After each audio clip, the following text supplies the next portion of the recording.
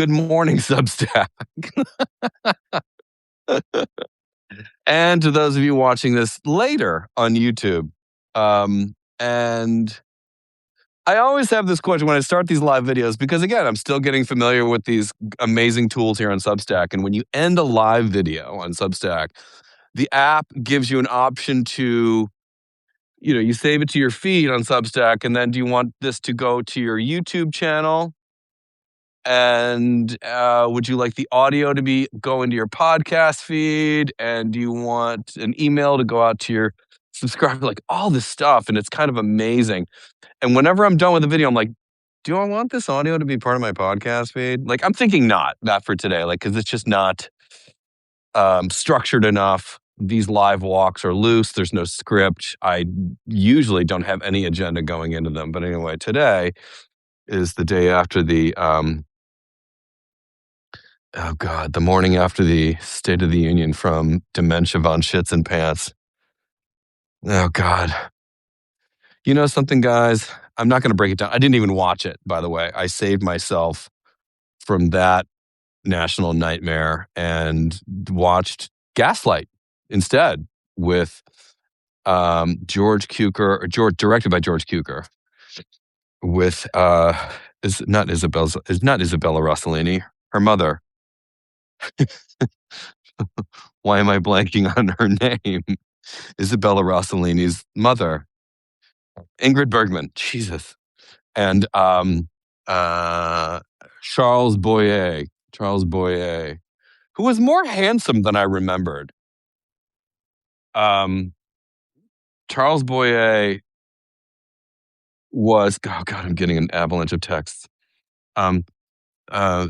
Charles Boyer was, I did not realize how, like, he's a good looking dude. And Ingrid Bergman, exquisite looking. And Joseph Cotton fell into the drinking, I think, later in his life. But Joseph Cotton had a moment there, a few. Like, he was part of Orson Welles' Mercury group, that many of whom ended up in Citizen Kane. It was their theater troupe. Joseph Cotton was a hottie too, but the drinking kind of took his life over, and drinking is a great way to ruin your looks.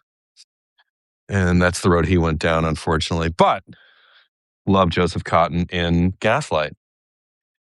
Gosh. So no, I did not watch the shit. I'm not interested. I'm not interested in, I mean, of course I'm interested in our national crisis and our national situation. One has to be.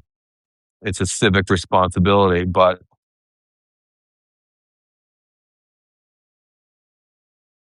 he can't. I'm kind of done giving him my time. We have given this guy so much of our lives. You know, Donald Trump has commandeered so much of our lives, and I'm done giving him another minute. I'm done. Like, if it pops into my social media feed, a clip, sure. The recaps I got this morning, I think I posted this here. If not here, I posted on Threads and Blue Sky last night, that in lieu of watching that, in the interest of preserving my own sanity and keeping my own life to myself, I would just look for I wouldn't call them the highlights, the lowlights from last night's shit show. An hour and 47 minutes. Could you be more self-indulgent? I like to talk, but not like that. Anyway, my takeaway from it all, I have nothing specific other than he is an international embarrassment, like a dangerous one. My forgiveness level for people who voted for him is below the basement. If you voted once for him, like the first time, I'm super grossed out by that choice and that gesture. But okay, twice, you're dead to me. You voted for him a third time, and I don't even want to see your name again. Get out of my life. You're done. Awful. There's no excuse for this. There's nothing about this, nothing about him, this time, this administration, nothing about this is acceptable on any level. I mean, I'm amused by how much time and energy the media puts in, like cable news and shit, breaking down what he said. Nothing, everything, all of it, the whole thing. There's no nuance. There's no like okay thing. You know, the one thing that he did that seemed like kind of nice last night was bringing the U.S. men's hockey team in. Like that's something we can all get behind, sure. But the only reason he did it, make no mistake, the only reason he did it is because it makes him seem more like the hero. He is interested in three things, gang. Three. I've said this before, but it's worth repeating. He is only concerned about anything that helps him attain and maintain more money, more power, and more glory. That's it. Those three things, to attain or maintain more money, more power, and more glory. And bringing the men's U.S. hockey team into the mix last night goes into the glory category because it makes Trump look like big heroic gold-plated daddy there, and he loves that. But he didn't do it to be good. He's a monster. I hate him, everything about him, everyone around him. I can't wait till this is done because one day it will be done. I am done like going on shows and like assessing or breaking down. Well, what did you think about? All of it is horrible. That's just all I'm going to say. Like, there's nothing to discuss other than how do we move on from this? And like, the thing that we need to erase is his name off everything.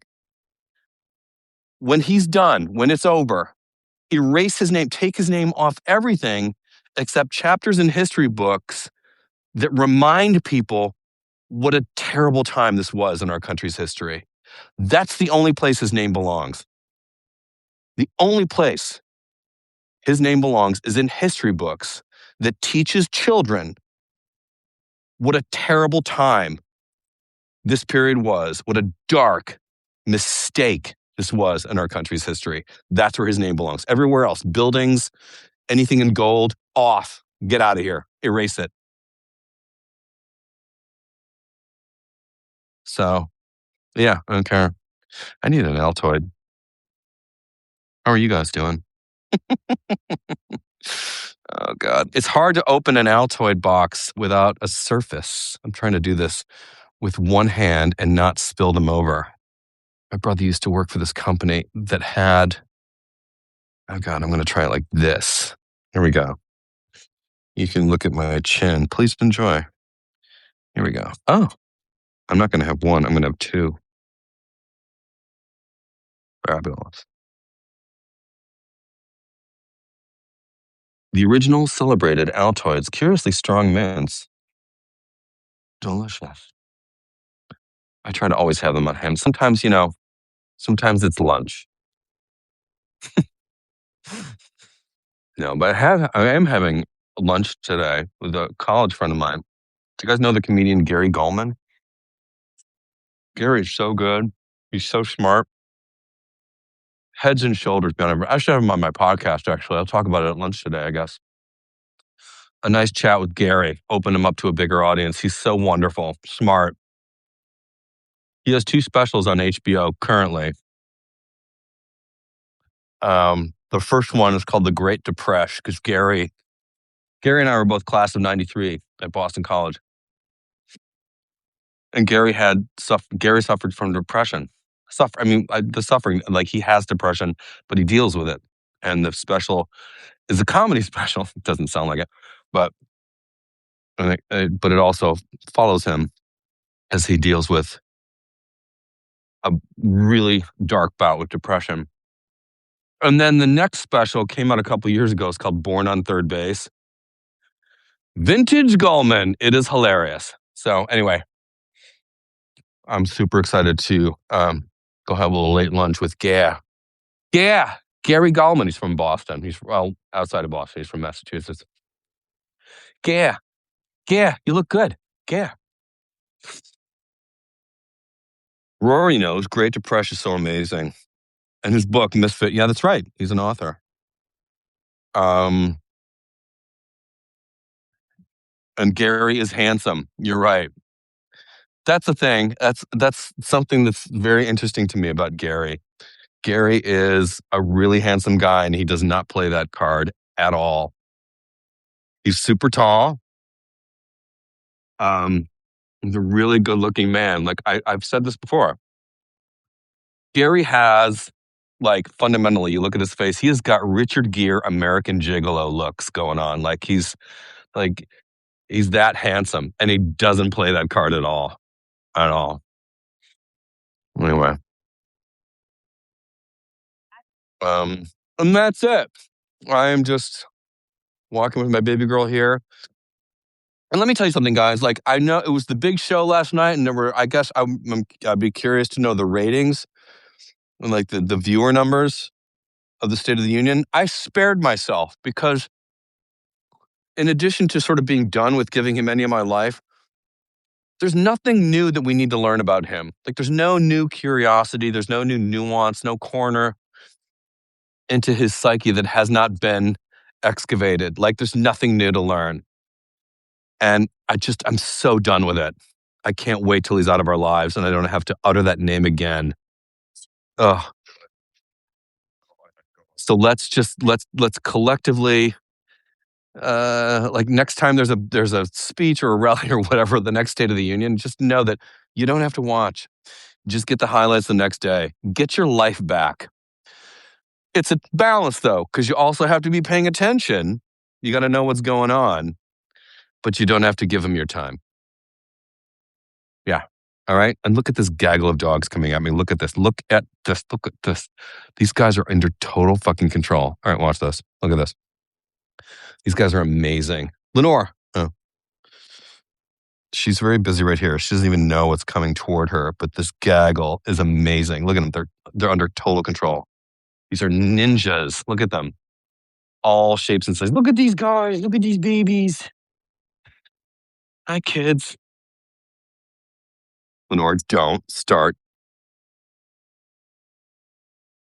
You're so good. I love them. All right. It's much warmer today. A lot of snow is going to melt. A lot of snow is going to melt over the next week because our temperatures are warming up. Like, I got a little too much on right now. Like, I could have gone without.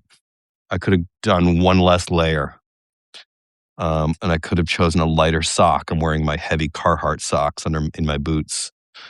I could have just gone with a regular cotton sock today. I overdid it. I'm a little warm, but I'd rather be too warm than too cold, for sure. All right. Love you guys. Bye. Oh, and thanks for subscribing. For you paid subscribers, I want to hook up with all of you. Thanks.